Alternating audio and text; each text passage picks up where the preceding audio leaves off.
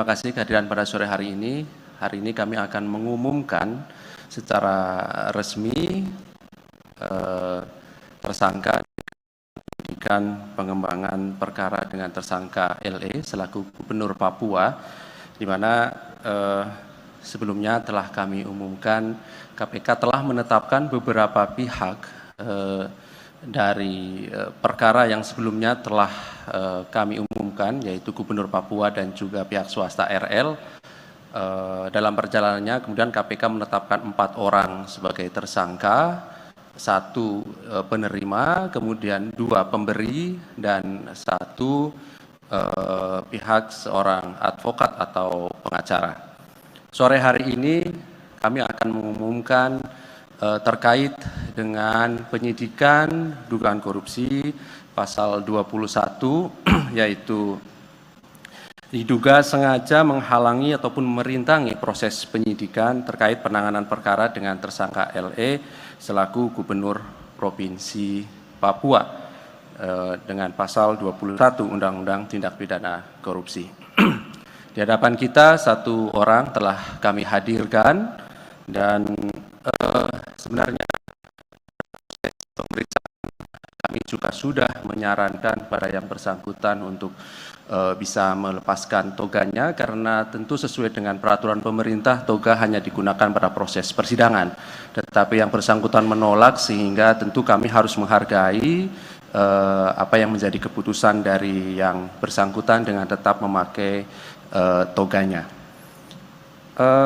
Hadir sore hari ini juga pimpinan KPK Pak Nurul Gufron dan juga pelaksana tugas Deputi Penindakan Pak Asep. Nanti akan dibacakan beberapa poin terkait konstruksi perkara dan pasal-pasalnya oleh Pak Nurul Gufron, dan setelahnya tentu kami beri kesempatan teman-teman untuk bertanya lebih lanjut terkait perkara dimaksud. Kami silakan Pak Nurul Gufron. Bismillahirrahmanirrahim. Assalamualaikum warahmatullahi wabarakatuh. Selamat sore, salam sejahtera untuk kita semua. Om Swastiastu, Namo Buddhaya, Salam kebajikan.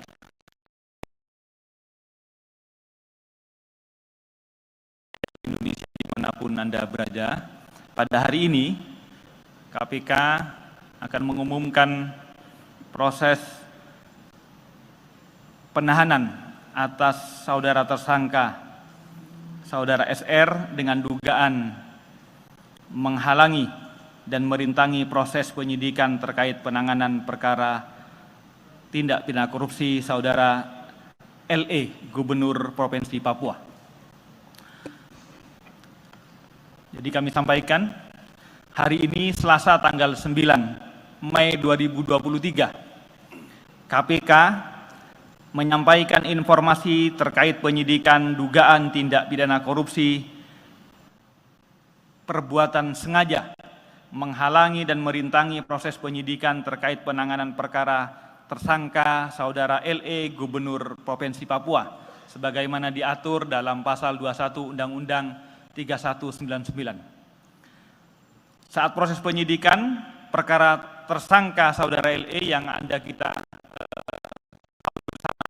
yang dilakukan oleh tim penyidik, ketika KPK berlangsung melakukan penyidikan, ditemukan adanya fakta-fakta dan dugaan perbuatan hukum berupa tindakan kesengajaan merintangi baik secara langsung ataupun tidak langsung atas penyidikan dalam perkara dugaan korupsi dengan tersangka saudara LE, karena yang bersangkutan adalah kuasa dari saudara LE. Atas temuan fakta-fakta tersebut, selanjutnya tim penyidik KPK melakukan pengumpulan berbagai alat bukti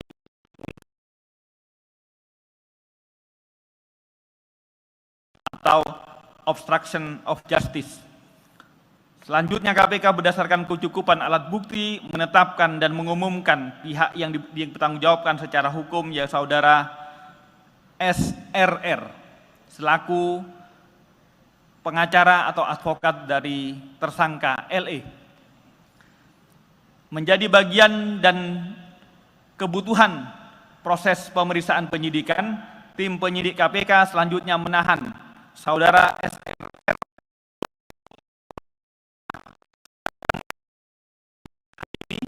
sampai tanggal 28 Mei 2023 di cabang rutan KPK pada Markas Komando Puspom AL Jakarta Utara. Konstruksi perkara. Saudara SRR selaku pengacara atau advokat berdasarkan surat keputusan pengangkatan dan sumpah sebagai advokat yang diterbitkan oleh Dirjen Peradilan Umum Kementerian Kehakiman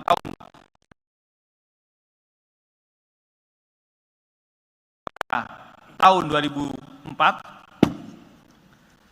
saudara SRR kenal dengan saudara LE dalam tersangka dalam kasus tidak pidana korupsi yang lain yang sebagaimana telah kita ketahui bersama sedang ditangani oleh KPK.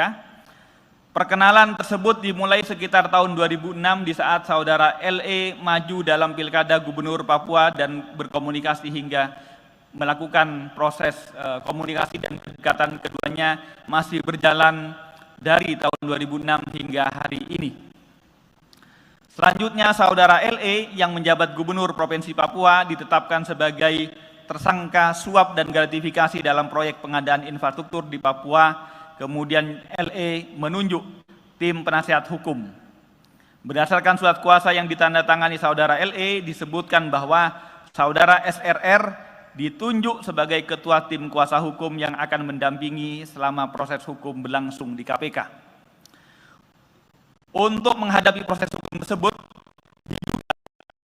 saudara SRR dengan itikat tidak baik dan menggunakan cara-cara yang melanggar hukum, melakukan perbuatan di antaranya. Pertama, menyusun beberapa skenario berupa memberikan saran dan mempengaruhi ke beberapa pihak yang akan dipanggil oleh KPK sebagai saksi oleh tim penyidik agar tidak hadir memenuhi panggilan dimaksud, padahal menurut hukum acara kehadiran saksi merupakan kewajiban hukum. Jadi saudara mempengaruhi agar para pihak yang dipanggil oleh KPK tidak hadir. Kedua, memerintahkan pada salah satu saksi agar membuat testimoni dan pernyataan yang berisi cerita yang tidak benar terkait kronologis peristiwa dalam perkara yang sedang dilakukan penyidikan oleh KPK dengan tujuan untuk menggalang opini publik sehingga sangkaan yang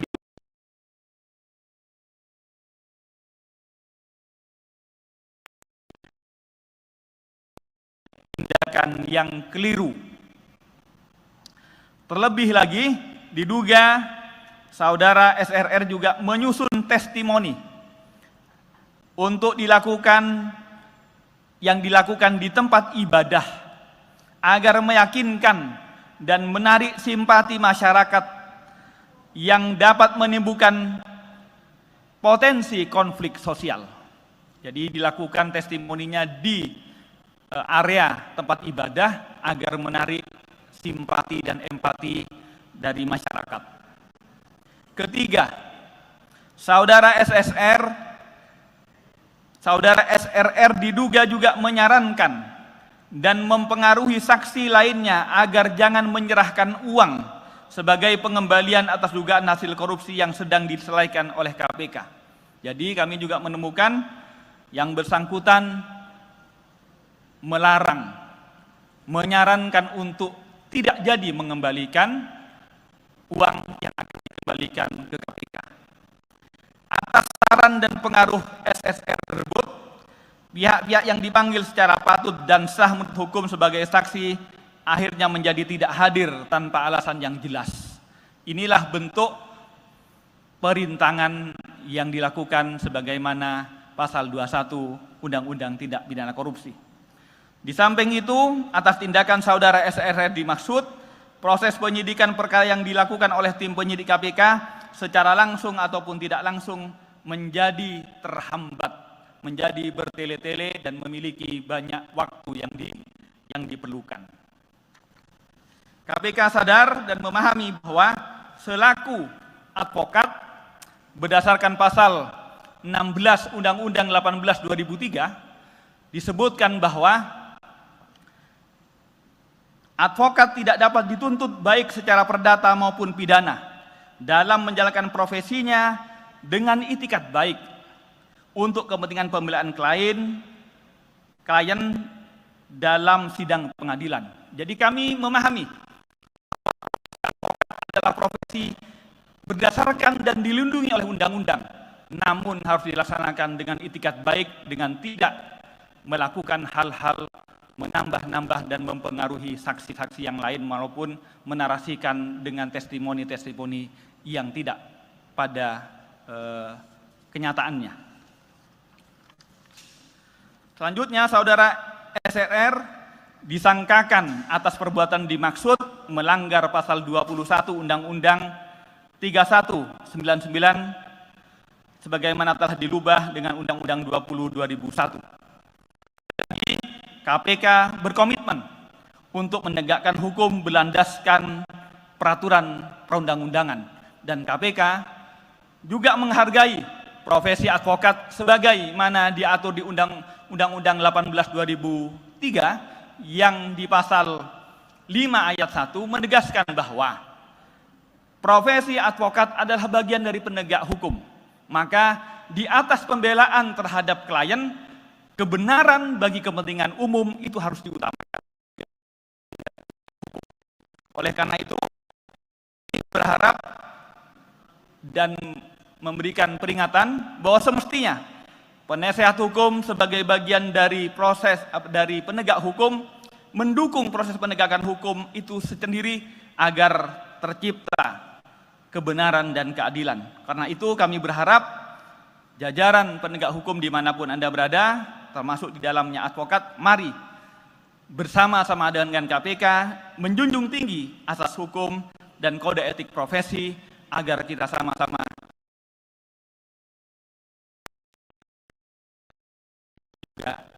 mencapai keadilan.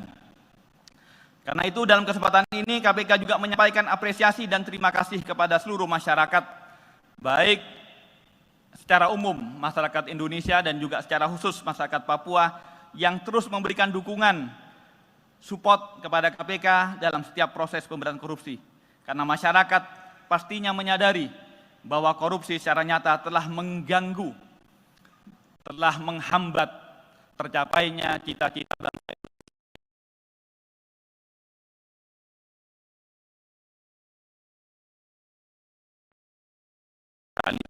Terima kasih. Wassalamualaikum warahmatullahi wabarakatuh. Waalaikumsalam warahmatullahi wabarakatuh. Terima kasih Pak Nur Gufron yang telah membacakan beberapa poin perkembangan dari kegiatan penyidikan dimaksud. Pada prinsipnya KPK mengumumkan satu orang tersangka dengan identitas SRR dan dilakukan penahanan sampai tanggal 28 Mei 2023 di cabang rutan KPK pada Markas Komando Puspomal, Jakarta Utara.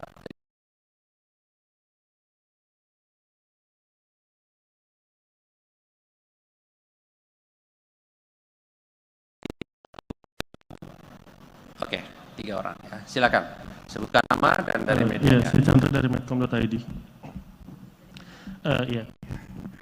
Ini kan Pak RR ini nggak sendirian waktu membuat narasi itu. Ada juga pengacara Pak Lukas NMB namanya Aloysius Renwarin yang juga dari dulu tuh membuat narasi yang tidak benar dan bertolaklah dengan KPK gitu. Nah ini gimana? Apakah Aloysius Renwarin ini akan diproses juga oleh KPK atau sedang didalami perannya? Terus kan dulu tuh sampai ada penggerakan massa, sampai waktu mau ditangkap juga Pak Lukas NMB itu ada pemberontakan sampai ada yang bawa panah dan lain segala macam. Nah itu gimana? Apakah juga akan diusut dengan upaya penggerakan massa yang sampai ada orang meninggal gitu juga? Terus yang ketiga, Pak RR ini kan kalau nggak salah mau nyalek nih, sebelum dituding kriminalisasi, apakah kasus ini berkaitan dengan pemilu gitu? Ya. Kasus lain boleh sekalian? Oke, kasus lain, Sekma Hasibi Hasan dan Dadantri Komisaris Viko Beton, Dadantri, itu kan dikabarkan sudah jadi tersangka. Nah, apakah benar? Mau memastikan aja, karena Pak Dadantri ini mau nyalek, khawatir kalau diumuminya setelah dia mendaftarkan, nanti ada tudingan adanya kriminalisasi jelang pemilu 2024. Terus, Yang kedua, soal isu narapidana korupsi ditahan di Nusa Kambangan, itu ada di Instagramnya KPK. Nah, apakah KPK menilai pemindahan narapidana korupsi ke Nusa Kambangan ini untuk mencegah terjadinya permainan kotor di lapas? Gitu ya. Oke, berikutnya silakan, Pak. Selamat sore, perkenalkan saya Tasya dari voi.id. Izin mau bertanya Pak, pertama kan Pak LE ini kan sering minta untuk keluar negeri berobat. Nah, ini apakah salah satunya rancangannya dari Pak RR? Terus yang kedua, tadi disebut katanya kan membangun opini publik di rumah ibadah. Itu narasi yang digaungkan apa sih? Apakah Pak LE itu pahlawan atau gimana gitu kan? Soalnya narasi ini sering banget dibilang gitu. Makasih, itu aja. Oke, terima kasih. Terakhir, silakan. Masih ada 2 lagi ya, boleh. Ya, silakan. Saya Dian dari apahawar.com. Terkait tadi hari ini pemeriksaan PT Iza Nugraha Perkasa, itu kan perusahaan penyewaan armada travel. Apakah pemeriksaan terkait dengan keterlibatan PT Iza dalam travel umroh Ben Brahim dan istri? Lalu, apakah dimungkinkan dijadikan tersangka? Dan menurut keterangan dirut PT Iza, apakah mengetahui modus yang dilakukan Ben Ibrahim dan istri terkait keberangkatan umrah? Terima kasih. Terakhir, silakan Mas. Saya Yogi dari Harian Kompas. Yang pertama itu tentang kasus ini, untuk dugaan merintang ini dilakukan itu saat waktu itu sudah diumumkan tersangka atau Pak LE, karena kan waktu itu yang menyampaikan tersangka malah Pak Roy sendiri ya ke media di Papua gitu. Terus kasus lain langsung ya, itu apakah benar Rafael Alun sudah jadi tersangka TPPU? Kemudian kasus Lampung, izin tanggapannya kan Presiden sudah turun ke lapangan Pak, apakah KPK akan mengusut indikasi soal jalan yang rusak di Lampung itu? Kemudian juga kemarin kan Rehana sudah diklarifikasi dan rencana kan pekan depan akan diklarifikasi juga kembali. Nah, apakah KPK juga akan memanggil Gubernur Lampung untuk diklarifikasi? Kemudian hari ini juga di Dewas itu sudah ada klarifikasi soal kebocoran dugaan bekas di ESDM ya, Tukin itu. Apakah dari penindakan mungkin dari sini juga akan menelusurinya? Ya, terima kasih. Baik, 4 orang. Ada lagi, saya beri kesempatan terakhir. Cukup ya, cukup mewakili yang lain saya kira. Baik, terima kasih. Kami silakan Pak Nur Gufron atau Pak Asep. Terima kasih atas 4 penanya. Saya akan berbagi dengan PLT Deputi Penindakan ya, Pak Asep. Hal-hal yang bersifat teknis, nanti Pak Asep yang akan menjelaskan. Saya sama SSR ini akan dipertanggungjawabkan sendiri ataukah dengan pihak lain yang disebutkan oleh Mas Chandra tadi. Semua adalah berdasarkan hasil penyidikan di KPK kepada pihak-pihak yang diduga berdasarkan alat bukti yang cukup. Kalau memang merupakan pihak yang juga turut melakukan perbuatan merintangi sebagaimana pasal 21, tentu pihak-pihak tersebut tidak tertutup kemungkinan untuk kami pertanggungjawabkan secara pidana berdasarkan bukti yang kami kumpulkan. Itu yang pertama. Tentang segmen dan dadan nanti pas Asep. Penjara Nusa Kambangan juga. Ini sekali lagi ini masih kami juga tidak memahami, ini masih wacana. Kami berharap harapannya kalau penjara bagi korupsi itu di Nusa Kambangan, harapannya itu lebih menakutkan sehingga menimbulkan efek jerah.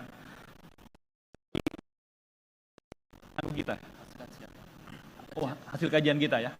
Oke, nanti kami dalami lebih dulu ya bahwa itu sudah di IG-nya KPK ya. Tentu itu adalah sebuah kajian.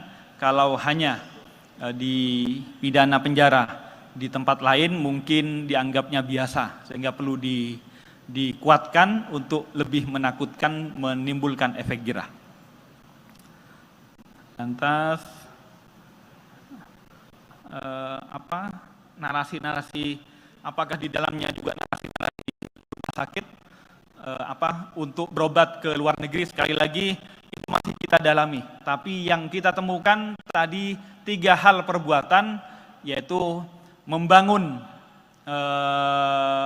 narasi, skenario yang sebenarnya tidak benar, kemudian membangun opini dari tempat ibadah, tentu harapannya agar empati dan simpati kepada tersangka itu tersulut, karena ikon-ikon religi yang digambarkan. Yang terakhir, ada orang yang akan memberikan pengembalian ke KPK sejumlah beberapa miliar gitu, itu dihalangi, disarankan untuk tidak. Itu yang kami temukan secara jelas, dan itu merupakan perbuatan yang tidak beritikat baik dalam mendampingi kliennya di proses hukum. Lantas berkaitan dengan Dil Ibrahim travel umroh, nanti Mas Asep update sejauh ini bagaimana.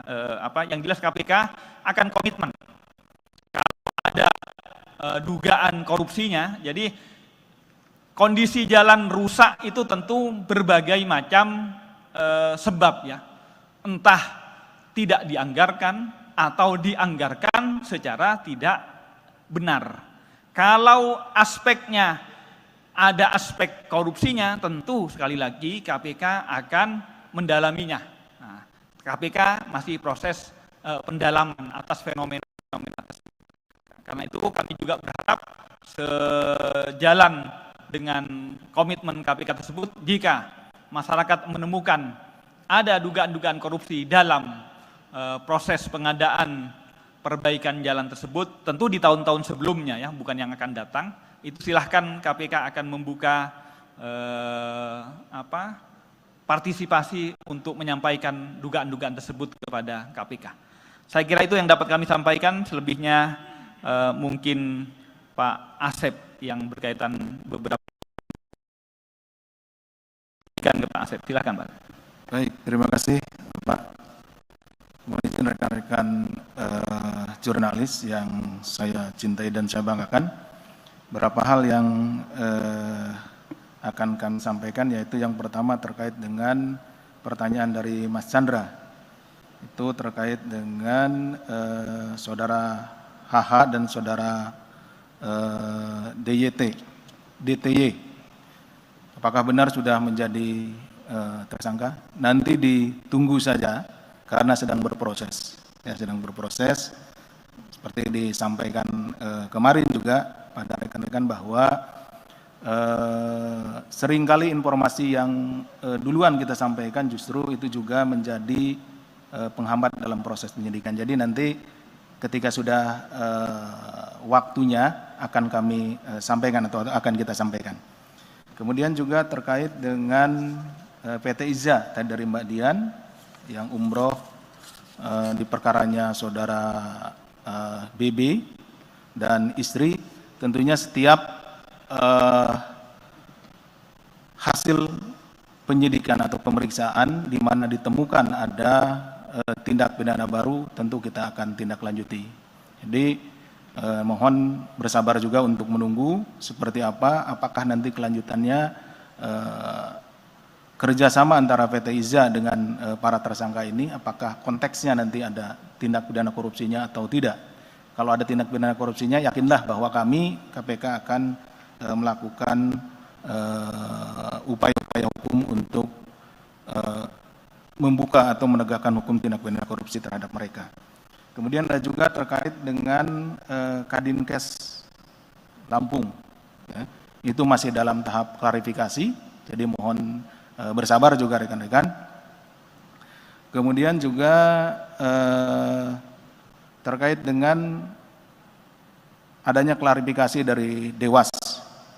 Ya, ada kebocoran dalam proses di SDM, itu tentunya apa yang dikeluarkan Dewas juga akan menjadi bagian dari kami atau masukan-masukan kepada kami. Nanti kami tentunya akan melihat akan ke Dewas, seperti apa yang diperoleh atau informasi yang diperoleh di Dewas. Apabila itu sama dengan yang kami peroleh di penyelidikan maupun penyidikan, tentunya itu menunjukkan bahwa benar apa yang kita lakukan.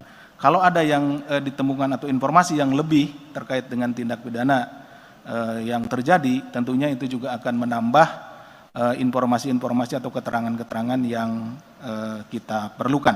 Jadi tentunya ini saling sinergi kami dengan pemeriksaan yang dilakukan oleh Dewas.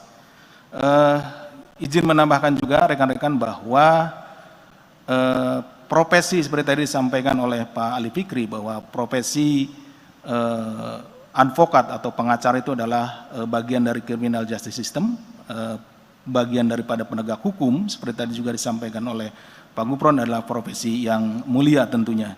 Ini adalah oknum, ya, oknum yang tadi juga telah disampaikan perbuatan-perbuatannya, sehingga arahnya ini bukan kepada profesi, tetapi ini kepada perbuatan pribadi dari orang-orang yang atau oknum itu sendiri. Itu mungkin yang bisa kami sampaikan. Terima kasih. Wassalamualaikum warahmatullahi wabarakatuh. Waalaikumsalam warahmatullahi wabarakatuh. Saya kira cukup ya teman-teman. Cukup Pak. Baik. Terima kasih kehadiran teman-teman semuanya pada sore hari ini. Terima kasih Pak Nurul Gufron dan Pak Asep yang juga hadir di tengah-tengah kita. Kami akhiri. Assalamualaikum warahmatullahi wabarakatuh.